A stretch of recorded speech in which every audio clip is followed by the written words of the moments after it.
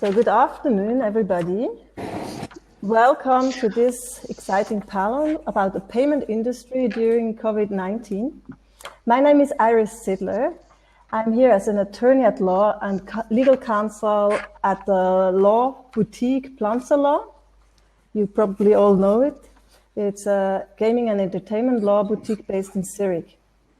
Today I have the honor to replace our owner, Simon PLANZER, as a moderator of this panel.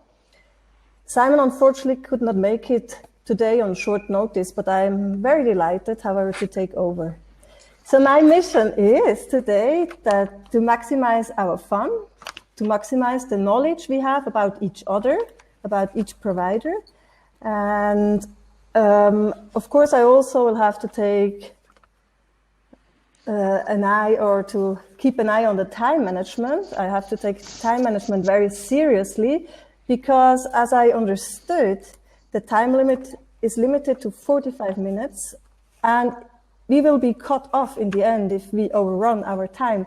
So thanks in advance to all the participants to make very short and to the point statements.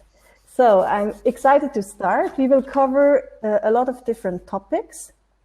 After the intro, we will evaluate the impact of COVID-19 on different gaming products, the impact on consumers, the impact on cryptocurrencies and cybersecurity, and then also have a look at innovative solutions which can help to resolve the challenges ahead.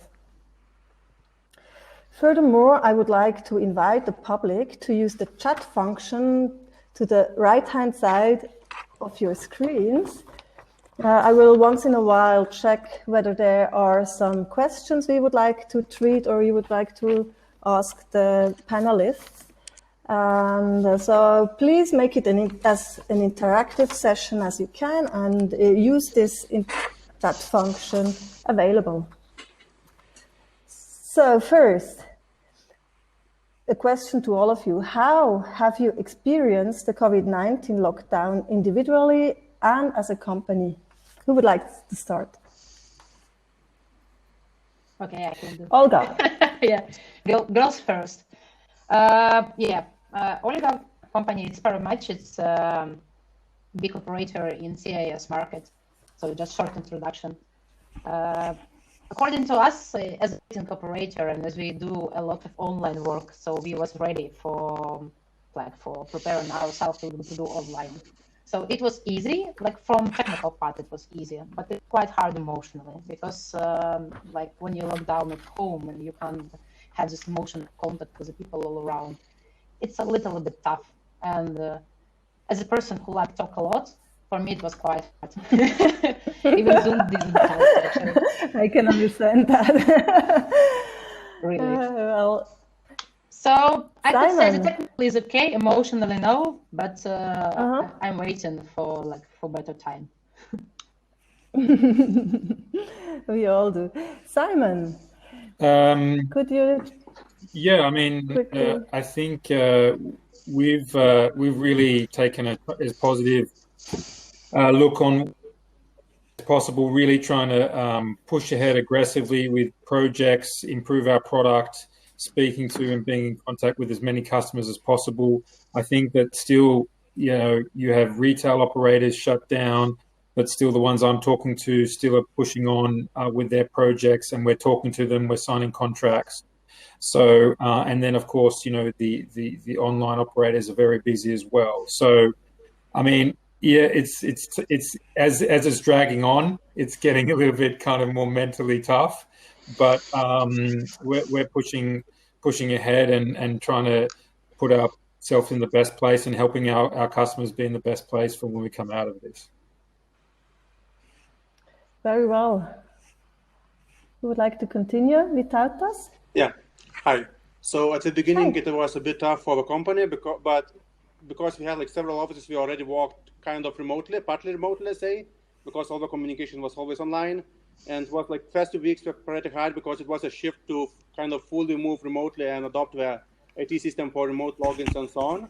But actually, before the panel, when I was thinking about the questions, actually it looks now where we have been working remotely forever. So naturally we feel more comfortable, and it's actually more productive because there's less office dilemmas and less kind of like, more coffee breaks and so on. And people can just spend their free time or like in quality way with family, while when we do job, we can just focus on the job and we can just isolate from everything else. So in the result, I think it's actually pretty good, and it's going to be, I think, a good change for most of the companies in general, not only ours. Mm-hmm. Thank you for that statement. Okay, maybe we can take a floor. Say, in the banking sector, it's quite unusual to have storms at least once per decade, and we've got the perfect storm. Say, and we enjoy the perfect emotions, I would say. No, it's really good because it really helps, say, to reshape some models, to improve something, what was wrong. I wouldn't call this is some kind of disaster. It's really like I would even rather call usual event, quite unusual, but usual event in the banking sector that really helps you to improve, to enhance, to do something better. For sure, there are some interesting situations like working full online, working set out of office, out of their homes, but it also gives certain, satisfactions. It gives you, certain experience. It's really, I would say, situation that really helps you to enhance, to improve, and understand better, say, whether your business model is good or should be improved. Thank you very much. Of course, a crisis is always also a chance. So, very well. We still don't have Marc Riedi, unfortunately. So, everybody had the chance to quickly say something. Or Vasilije, you're missing, right? Vasilije.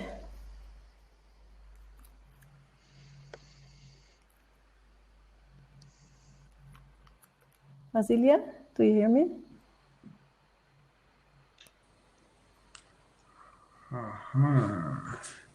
Mm-hmm. Would you like to make a statement, Vasilije? Or do we proceed to the second question? I think Marc is already with us, and we can ask Marc right now. Marc is online? Yeah, finally. Sorry for the delay. Welcome to the panel. Glad to see you. Thank you. Not at all. Great pleasure. So, how have you been during this period? Individually and as a company? It was demanding. Let's sum up this way. But it was, as always, it's a kind of a crisis is also a productive period after a certain moment when you have reorganized yourself and family and business in parallel. Mm-hmm. Very well. So, what do you consider the biggest impact of COVID-19 on the different gaming products? Marc, would you like to continue on this question? Yeah, I mean, especially regarding sports betting, for example. Sports betting, as I understood, has been suffering a lot. Yeah. I would even say it would even formulate it more drastic. It was tremendous, the loss. We'd see overall countries, we've seen up to 70% of drop of losses. Only bingo and lotteries, there was still some volume, but the real sports betting channel was, yeah. And esports, was it compensating a little bit the losses in regular sports betting? Actually, definitely not. But No? maybe, let's say, this is also kind of a question I would like to share or to discuss. If also in a proactive way thinking. Could be skill games or betting offer on skill games in the future realize or become the rescuer in need? Question mark.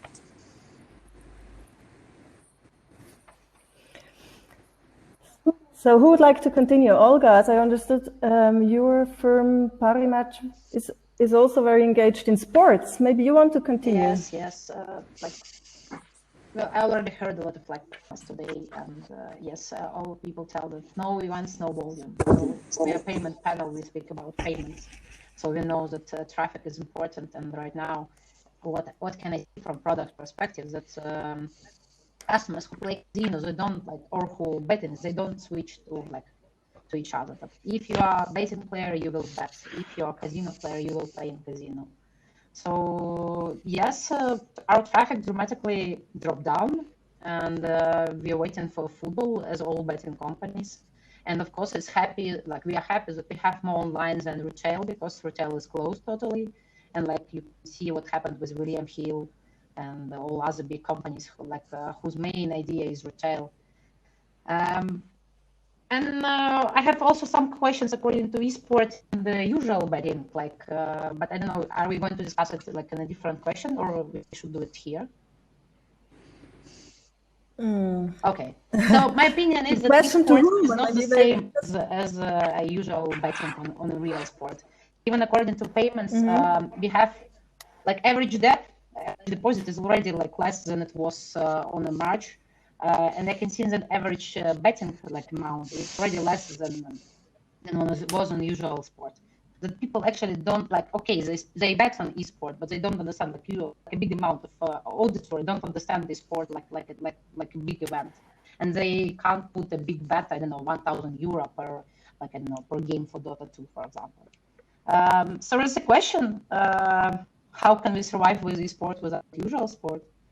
And for our perspective, an influence on a lot. Who would like to reply to this question? Maybe Simon, you're also, or who would like to reply? But maybe I would rather turn it that way. It's really not a question about, say, the current consequences, what we see, but the question would be what will be impact, say it is the middle term and the long-term impact, whether the business models will be reshaped. It's the most, how to say, interesting question. It should be on the top of the list, because we're going to survive in some way, somehow. I'm talking not only about, say, the gaming betting industry, but also about the payment service providers that have been working with this kind of industries. But, say, the question whether the future going to be bright or not, it's really very important. And now it's really good time, really, to put everything on the table to understand the current situation, then try to, again, whether to reshape models or to continue as it is. It's a good time for reflections, actually, on the further improvements. From the people I'm speaking to, I mean, obviously sport is down a lot, as Olga mentioned and Marc mentioned. But I think on the flip side of that, when sport does return, it's going to be jam-packed for 12 months because all the leagues are going to finish, then all the leagues will start almost immediately up again. So I think there's going to be a real compressed, and then happen next year. So I think that side. I think casino, from what I've heard, what I've been speaking to people, is increasing. But I think, as Olga mentioned before, it's hard to do the switch. But I have seen casino is increasing.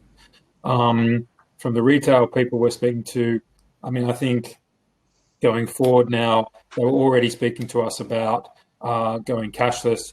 But I think now this has accelerated their demand and questions about this. So we've been speaking to a lot of people about that. And I think retail, it will be different coming out of this, definitely.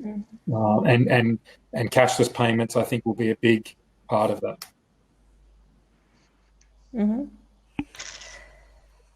So another question would be, how have you seen the transaction volumes changed, and how have the transaction volumes developed on the online casino and poker sites? Olga already mentioned someone playing in a casino stays in a casino. Some other statements in this regard? Yeah, as I already said, like the traffic is dropped. So unfortunately for us, but maybe somebody has another results. Mm-hmm. Vytautas, do you have Actually, I also this, want to the previous question, because now actually what we see in the industry is not only about not having sport events, but it's also about the regulatory restrictions on the advertisement of gaming, on the deposits, daily, monthly, or potential losses around Europe. Also, like restrictions on online gambling, like in Latvia. So I think it's gonna last for long, even like longer than the lockdown itself, and it also has like the effect on gambling itself. So I think like most of the drop down in the sports betting volume can be explained by the lack of events, and but always also like a double down on that because of the regulations itself. So it's also like, I think, more important factor to take into consideration when thinking about the industry as a whole. When talking about transactions, what we received is actually they're becoming more flatter, because we are not around, sport events, we're not around weekends.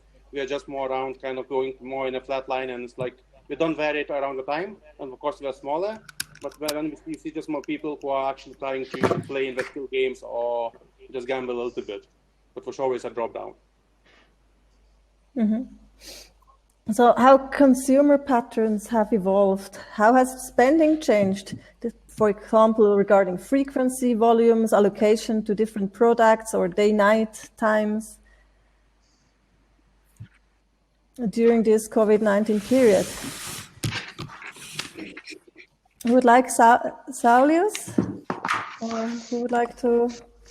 But it's again difficult to predict. What I like to stress out that it's purely psychological situation. It's not a question, but it's really affected by the what we call real stuff, like ruin factories, ruin homes, etc., etc. It's slightly different crisis, I think just first of all, supply was stopped, then demand really stopped suddenly, and it's really very difficult to predict what might happen even in the 1 week or 2 weeks. Really, I would agree with Vytautas that we have even more important factors like regulatory burden, where the impact is much stronger, or it might be much stronger, and having this perfect storm with all the factors in one basket, we really see the current situation. But again, there should not be, time for panic or time for saying that everything is really so bad. And in any case, it's very unusual situation. It's really not, I would say it's abnormal situation because it's a human-made stop. And for sure, we're going to learn out of this, but I would rather be more optimistic than pessimistic. Because again, we cannot predict the consequences because it's really abnormal situation. And we should always take into consideration not only COVID-19, but also the regulatory burden, some situations behind the payment services industry, situations behind, the passportization of the gaming services, where impact is much more deeper and we say much more fundamental than this impact, abnormal, very severe impact of COVID-19, but it could be quite quickly removed as it appeared. So it's difficult to discuss only COVID-19 consequences without taking into account the currently existing problems in the market. Thank you, Saulius. Some other statements on this question? I see that Vasilije is online again. Vasilije, yes, do you hear me you now? can see, there are consequences of COVID-19 on the internet. So unfortunately, my connection was bad, but I moved to another room. Hi, guys. Sorry for being late. Welcome to the panel. So you missed the beginning, so I would like to give you the opportunity to speak. We are at the point of consumer patterns. What have you observed regarding consumer patterns? I mean, obviously, Trustee is strongly focused on gaming, but we operate in different other verticals, and there was a decrease in payments in specific verticals, which is natural, such as travel industry. What we've seen, obviously, for gaming is that sports betting oriented operators had a major drop that was, in a way, mitigated to a certain extent by esports and virtual sports, but obviously the sports betting is a major part of a lot of gaming businesses. So there was a drop there, but then on the other hand, casino and other related products, people were gambling more. So overall, I guess it's still hard to say. I think that the real effects of this situation will be seen in the upcoming months, based on the economic consequences of everything shutting down for a couple of months, which will affect the consumer behavior. But then also, somebody has mentioned just now the regulatory changes. As you know, recently the Swedish government has introduced a new set of rules that will limit gambling in Sweden until the end of the year, to be introduced June the 1st. That will have major implications on all the parties involved, including payment providers, if that is passed, of course. And then we have a situation in Germany with the sports betting law, and yeah, I mean, we're closely monitoring the situation. So I think that there are multiple factors that influence the user behavior and patterns, and it's hard kind of to pin it down to one. And now it's been a very specific period of time, that something that never happened before. So the behavior of the users was adequate to that as well.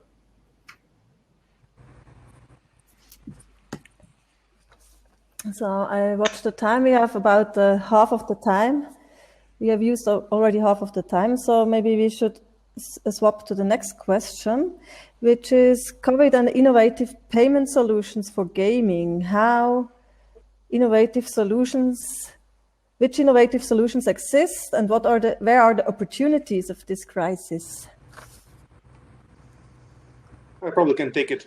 So on one side, I think it's still a too short time for the innovation in payments to occur. It's only a couple of months. Like usually you don't innovate in finance and payments so quickly. Also, what we have seen, there's a lot of innovation actually on the operator side by introducing new products like betting on the virtual games, also more shift to the e-gaming and so on, which has been mentioned. What I have seen, it's not so much about innovation, because the crypto payments have been already in the market for quite a long time. But I think it gets like a little bit more traction because of the current environment, because operators are looking for the more clients to reach them. And so actually one of the channels we have not utilized until now. So I think it's also going to be at least a small drift towards alternative payment methods like cryptocurrencies for the operators, at least for some operators. And there's a small pattern towards that. Overall, I don't think it's going to be a lot of payment innovation happening in the short term, and just because of the lockdown, because it's so unique, and also in general, gaming is one of the industries which actually challenges the innovation payments. So already we have everything what we could. Mm-hmm.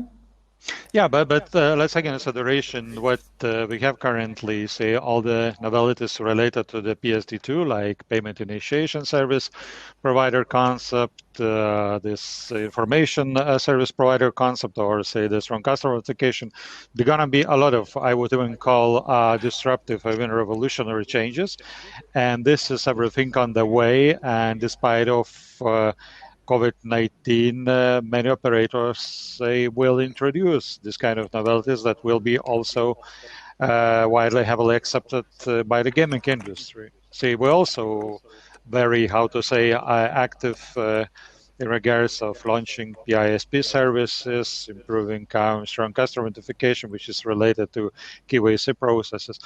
This wasn't stopped, I would say, by COVID-19, and we're really gonna see a lot of novelties, a lot of innovations around the mid or maybe end of this year proposed by the payment service providers to the gaming industry. I agree. I think that the payment initiation and account information services, as a consequence of PSD2, will continue bringing innovation to the industry. I mean, Trustee has been offering this type of services for more than 10 years now, and we are following the situation in the markets, and obviously take into account the PSD2 and the optimization of bank payments and additional services that can be provided. There will be more innovation, I believe. I even would back, because I would say we even cannot comprehend the full extent, the consequences, say, of some innovations related to PSD2. We're going to see quite different picture in 2-3 years. And for instance, we as a payment service providers also added, they've been doing a lot of interesting, say, the preparations for the launching of PISP, ISP, and similar services. I don't know, like from betting operator side, like PSD2 is more connected to provide, like PSP is not for betting actually. I don't know any new innovation actually what took like for last year. Like I don't know any new method. I don't know any new way of like payment flow or something like that. Have you heard about pay and play, Olga? Yes, no, but it's like I think you can't speak only about payment maybe in this way. You need to connect, like if speak from the operator side, it should be payment connected to product, because if you speak about product like a payment platform, the payment actually impacted less than all other part of a product, because like the guys need to find out a new way how to bet. They need to find out a new like virtual sport on which you can bet. And in payment, we just collect money as the same as we was collecting it like a few months ago. So it doesn't change.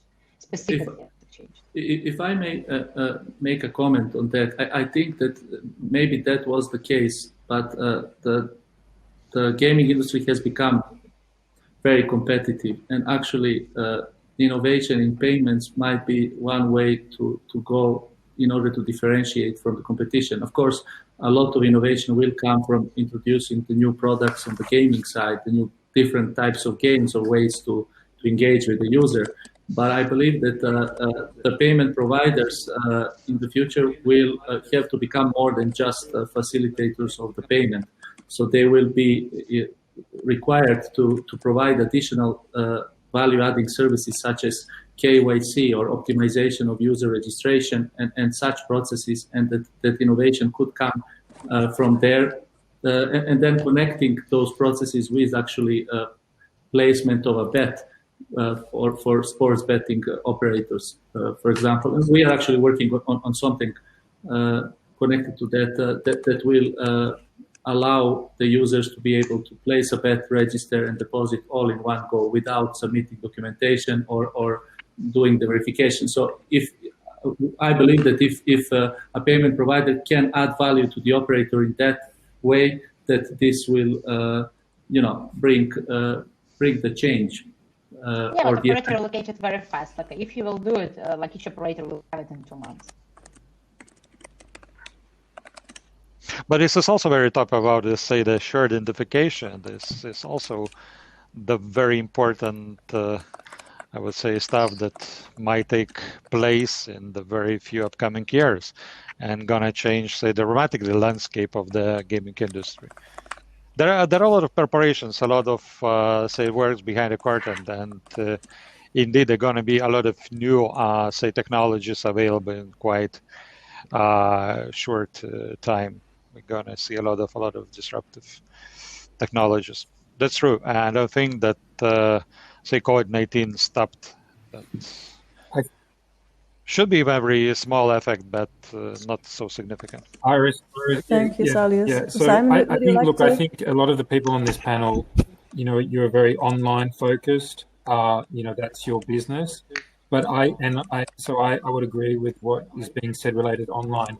But I think in retail, I think COVID is going to dramatically change things. Retail is a very cash-orientated business, or has been, and now because of COVID, whether it's true or not, scientifically, cash has a stigma attached to it that it's dirty, and I think that and retail operators are going to have to implement social distancing in the way they work, and people, staff and players are going to want to handle and touch things less. And I think this is where a lot of payment innovation and moving to cashless, I think, is going to move very, very quickly coming out of this. And that's definitely what we've been talking to customers about. And it's, this is moving very, very quickly now. Thank you, Simon. Thank you very much for your statement.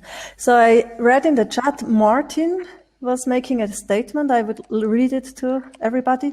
Innovation is important, but in stressful times, I think people value trustworthiness, reliability, consistency, speed, and service. So branding, technological development, thought leadership, PR, and many other things take on greater importance. Thanks, Martin, for this statement. Totally agree. And then Urati was also adding to the chat. She has a question. It is any of the businesses experiencing cash flow issues after COVID-19? For example, that you are not able to pay to your suppliers? Does any one of you want to or can say something? As payment solution providers, you're probably not. No, it's a different story. We supposed to fall in quite straightforward manner, capital adequacy requirements, and that's not the situation that should be behind. We should take into consideration, should plan properly, and in case of any necessity, even ask our shareholders to increase the capital, Payment industry is very heavily, regulated, and certain requirements should be imposed, actually. We cannot be lost on Stockton in this kind of situation. Thanks, Saulius. Simon, I think you disagree? No, I don't disagree necessarily for payment operators. I think as mentioned, there's a certain capital that needs to be there. But when I've been speaking to friends and other things in maybe other areas of the business where the products that they use or sell have been dramatically dropped in use, I do think, and in retail where it's stopped altogether, I think that there definitely is downward pressure, talking about extended payment terms and all this kind of stuff. I mean, I think this is a natural consequence of business slowing down. I have heard that from friends of mine that people are making sure that they can manage their cash in the best way, and sometimes that means finding solutions with suppliers. And that's the beauty, by the way, from a merchant perspective, accepting an e-cash solution, because. Our partners, they will get definitely for 100% the money, because we have already collected before the gambler has used the credit. So therefore, I can say we do not see any liquidity issues, neither do our partners. Yeah, prepaid solutions are a good way to circumvent cash flow issues. That's true. Thanks, Marc. Let's come to the crypto cybersecurity. I have a sure, Olga. Sure. A lot of, as operator, we pay a lot of volume balanced and how to say it. Because our suppliers, they're based on the volume. So if our volume less, so we pay less because our volume is less. The hardest, I think, is to pay is the marketing, and everybody is expected that when lockdown is finished, our games will be started. Then we have a lot of marketing, and we need cash flow for this. But you should ask this question on the marketing panel, because we are payments. if you speak about salaries, it's I think the hardest to pay salaries and like nowadays because you get some kind of profit from it. But like in Parimatch, we don't have this kind of problem.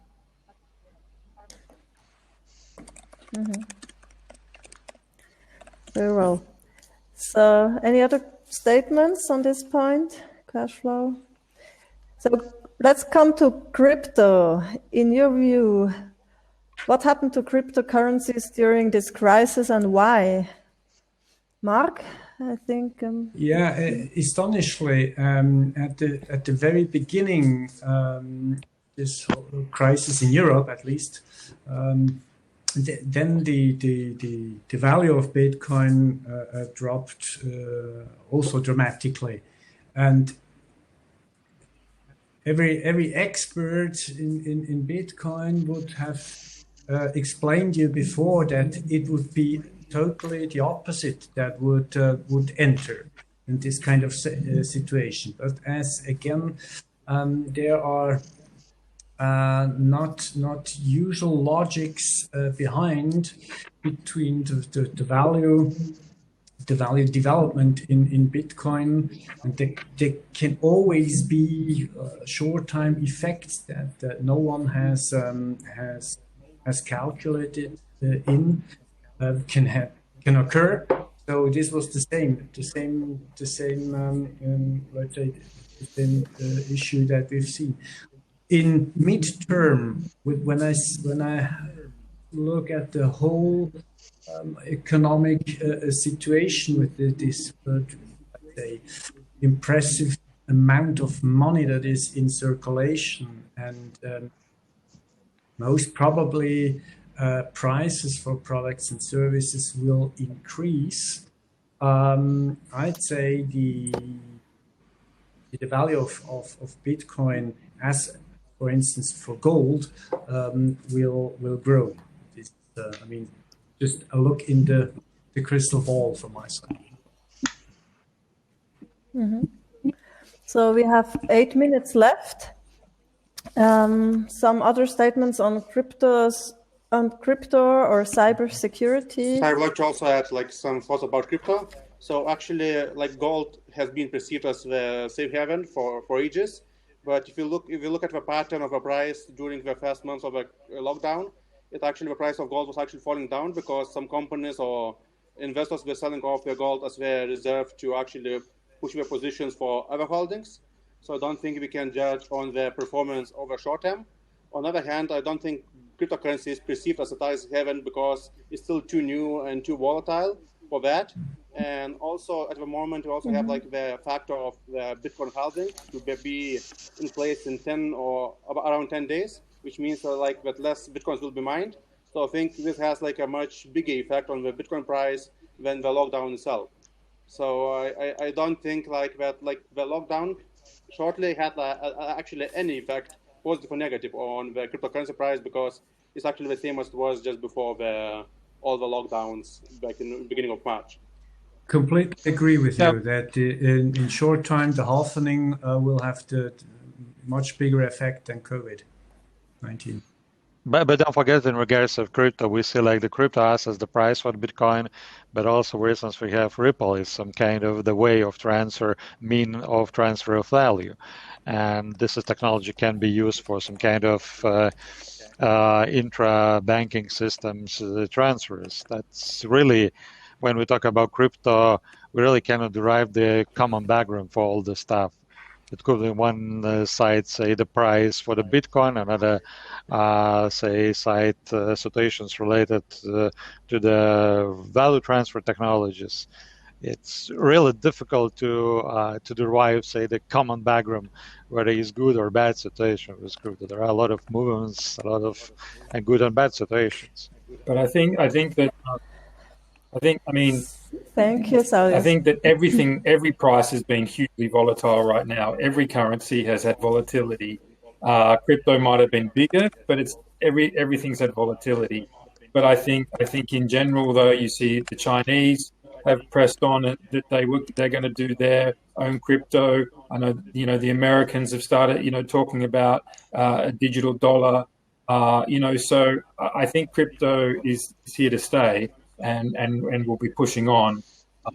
I just think this has been a period of volatility across every asset, not just crypto. I was thinking about another assumption. Thank you very much, Simon. That better on usual sport and better on esport is a different kind of auditory. And if you speak about this young auditory who bet on esport, they're more used to use cryptocurrencies than, for example, my grandma. Because it's quite hard to make a payment with a Bitcoin. I don't know how many like you tried this to do it. So I think that maybe that because right now the esport is so popular and it begins like to be more popular and you can see it like rather and maybe it will help cryptocurrencies to be a payment method. I don't know, but maybe. That is one of the ways of the bright future for the cryptocurrency. Maybe they have like possibility to grow up. So we have a bit more than 4 minutes left. Jurate had another question, and she's actually asking what your solutions are. So I think if everybody of you could just in 20, 30 seconds summarize what your company is doing for the public, that would be helpful as a final statement. Who wants to start? Vasilije? Trustee is a direct bank payment provider that operates in across European Union and US, and very soon outside in other markets outside of Europe. So we provide solutions that are based on direct bank payments and KYC information. Thank you. Yeah, Marc? Passive Card is, as I already said, an e-cash provider and helps to build the bridge between physical money, cash, to electronic cash. And as the, let's say, as the need of discretion still will be a valued motivation in the choose of the means of payments, we offer a solution for these kinds of people. Yes, thank you very much. is Olga? A big betting operator. Main market CIS, but we have worldwide ambitions.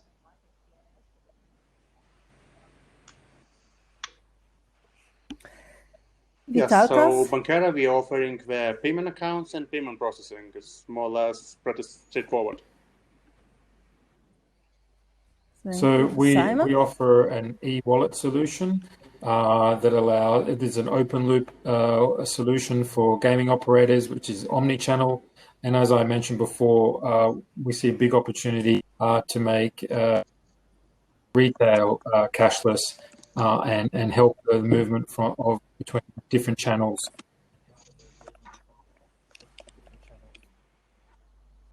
Very well. So Saulius? ConnectPay is a payment service provider operating under electronic money institution license, and the company has the right to provide services throughout the all European Economic Area countries. Thank you very much to all of you. So we are approaching the end of this panel. We have just 1 minute and 30 seconds left. So I would like to thank to all the speakers for their valuable, insightful, inspiring contributions. And I'm looking very much forward to connecting at the next occasion. Would you like some other final statements? Some more questions from the public? I don't see in the chat, but maybe one important remark. It seems to be one of the first after, say, the virus or after a lockdown conferences. We still do not comprehend all the, say, consequences. It's still too early to land with the very hard-to-know decisions of what is at issue now. But in any case, seems to be that there is a future whether for the gaming industry or the payment service providers for the gaming industry. We just need some more time to understand in a very detailed manner, say what happened and what we need to do. But in any case, it's a good time to reshape business models, enhance, improve, and then to proceed further. Thank you, Saulius. So thanks to everybody. Stay safe, stay healthy, and looking forward to seeing you. Thank you, guys. Thank you. Thanks. Thanks. Bye. Thanks for your Bye. contribution.